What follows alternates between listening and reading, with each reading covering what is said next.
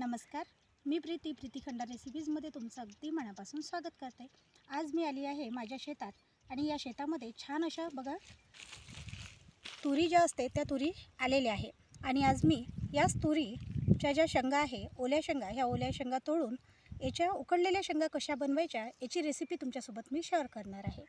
तसं विचार करतो म्हटलं तर आठवड्यातून एकदा म्हणा किंवा महिन्यातून एकदा आपण आपल्या परिवारासोबत शेतात आलंच पाहिजे आणि शेतात म्हणा किंवा निसर्गाच्या सानिध्यात जाऊन आपण आपला वेळ नक्कीच घालवला पाहिजे।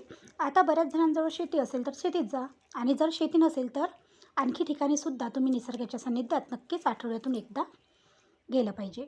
तर इथे बघू शकता छान अशा तुरी झाडाला आलेल्या आहे आणि त्याच तुरीच्या ज्या शेंगा आहेत त्या मी तोडून घेत आहे। हिवाळ्याच्या महिन्यामध्ये तुरीला शेंगा येतात, म्हणजेच तुरीचं जे पीक आहे ते हिवाळ्यामध्ये येत असतं आणि याच वेळेस आपल्या छान अशा बाजारातसुद्धा हिरव्यागार अशा तुरीच्या शेंगा विकत मिळतात। जर शेतात मिळत असेल तर तुम्ही शेतातून आणा किंवा जर शेतात नसेल तर बाजारातून सुद्धा तुम्ही तुरीच्या शेंगा विकत घेऊ शकता। आणि तुम्ही इकडे बघू शकता भरपूर अशी शेती आहे आणि त्या शेतीमध्ये पूर्णतः तुरच तूर आहे। आणि बघा मी इथे छान अशा तुरीच्या शेंगा ज्या आहेत त्या तोडून घेतलेल्या आहे। टोमॅटोचं झाडसुद्धा एक होतं आणि त्याचेसुद्धा मी टोमॅटोसुद्धा असे तोडून घेतलेले आहे। भरपूर अशा तुरीच्या शेंगा मी इथे तोडलेल्या आहे। आता आपण तुरीच्या शेंगा कशा उकडायच्या ती रेसिपी पाहूया। शेतातच ज्या तुरीच्या शेंगा आहेत त्या तोडून घेतलेल्या आहे आणि शेतामध्येच तुमच्यासोबत ही रेसिपी शेअर करणार आहे। त्याच्यासाठी बघा इथे मी जे शेतामध्ये अशा प्रकारचे बघा गोटे मिळत असतात, ते गोटे मी जमा केलेले आहे आणि त्याचीच एक चूल मी इथे बनवून घेतलेली आहे। आणि शेतामध्येच मिळणाऱ्या ज्या काड्या असतात किंवा जे काही वाळलेला कचरा असतो तो मी अशा प्रकारे या चुलीमध्ये लावून त्याची आग इथे पेटवून घेतलेली आहे। आम्ही फॅमिली आज शेतात आलेलो आहोत आणि छान असा डबा पार्टीचा बेत आहे आणि त्याचबरोबर मस्त अशा उकडलेल्या शेंगा। चुलीखाली आग पेटवल्यानंतर मी एक गंज असा चुलीवर ठेवलेला आहे आणि त्याच्यामध्ये काही पाणी घालून घेतलेलं आहे। आता आपल्याला जेवढ्या तुरीच्या शेंगा उकडायच्या आहे त्या हिशोबाने इथे पाणी आपण कमी जास्त करू शकतो। पाणी गरम झालं की त्याच्यामध्ये आपल्याला मीठ घालून घ्यायचं आहे। मीठ घातलं आणि पाण्याला वाफ यायला सुरुवात झाली की ज्या तुरीच्या शेंगा आहेत त्या शेंगा आपल्याला अशा प्रकारे आपल्या गंजामध्ये म्हणा किंवा या उकडलेल्या पाण्यामध्ये घालून घ्यायच्या आहे। आता अशा प्रकारे एक चम्मच घ्यायचा आणि चमच्याने ह्या ज्या तुरीच्या शेंगा आहे ह्या अशा मिक्स करून घ्यायच्या, जेणेकरून आपलं जे मीठ आहे ते जे आहे ते पूर्ण तुरीच्या शेंगाला लागलं जाईल।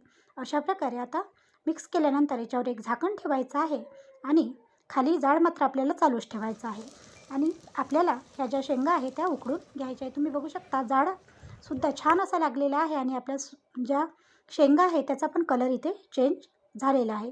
खूपच चविष्ट अशा ह्या तुरीच्या शेंगा बनतात। तुम्ही घरी नक्की एकदा ट्राय करा। तुम्ही इथे बघू शकता मी मस्त अशा तुरीच्या शेंगा उकडून घेत आहे आणि त्याला बघा छान अशी उकळीसुद्धा फुटलेली आहे। खूपच चविष्ट अशी ही तुरीची शेंग बनते आणि बघू शकता इथे मी थोडे चेक करून पाहते तर थोडीफार अशी शिजलेली आहे आणि थोडी कच्ची आहे, म्हणून मी आणखी याच्यावर एक झाकण ठेवून याला शिजू देणार आहे। तोपर्यंत आमच्याच बाजूला असलेलं एक शेत आहे, त्या शेतामध्ये भरपूर सारा भाजीपाला आहे आणि तिथेच आम्ही भाजीपाला घेण्यासाठी आलेलो आहोत। तर तुम्ही बघा कितीही निसर्गरम्य वातावरण आहे। पूर्णतः एकाच शेतामध्ये पूर्ण अशी भाजीपाला आहे, म्हणजे वेगवेगळ्या प्रकारचा जो भाजीपाला आहे तो त्यांनी एकाच शेतामध्ये लावलेला आहे।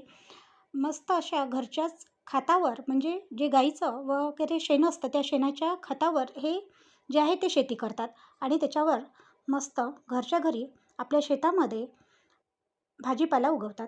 तुम्ही बघू शकता पालक आहे, एकीकडे टोमॅटो लावलेला आहे, एकीकडे छान अशी कांदे आहे आणि एकीकडे सांबारसुद्धा लावलेला आहे।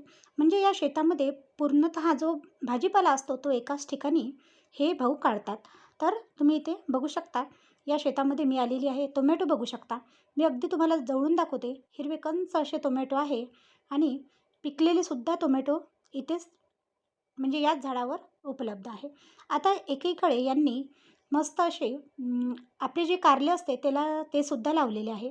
या कारल्याला कारले आहे, याच कारल्याच्या वेलामध्ये काही जी आपली काकडी असतात काकडीचे वेलेसुद्धा त्यांनी लावलेले आहे आणि मस्त अशी काकडी व जे कारले आहे ते एकाच मंडपावर आलेली आहे। तर मी तुम्हाला एक काकडीसुद्धा इथे लागलेली आहे, ती काकडीसुद्धा दाखवते बघा। खूप मस्त अशी काकडी आहे। म्हणजे या पूर्णतः जे हे शेत आहे या शेतामध्ये पूर्णतः ते भाजीपालाच लावतात।